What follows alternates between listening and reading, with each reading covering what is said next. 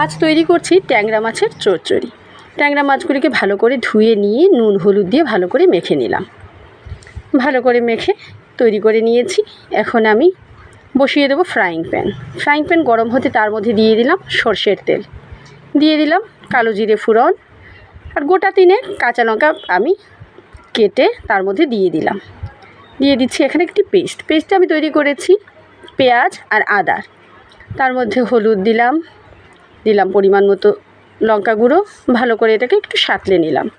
দিয়ে দিলাম 1 গ্লাস পরিমাণ জল, ভালো করে এটাকে নাড়িয়ে একটু নুন দিয়ে দেব।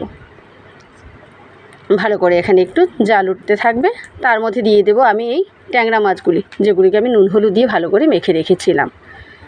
আমি অনেক সময় মাছগুলিকে ভাজা না করে এরকম কাঁচা মাছকেও নুন হলুদ দিয়ে রান্না করতে আমার ভালো লাগে। এই ধরনের মাছ চচ্চড়ি ভালো করে জাল উঠে গেছে, তৈরি হয়ে গেছে আমাদের ট্যাংরা মাছের ঝাল চচ্চড়ি। একদম গামাখা করে নামিয়ে নিলাম। অবশ্যই আপনারা ট্রাই করবেন, আশা করি রেসিপিটি ভালোই লাগবে। ধন্যবাদ।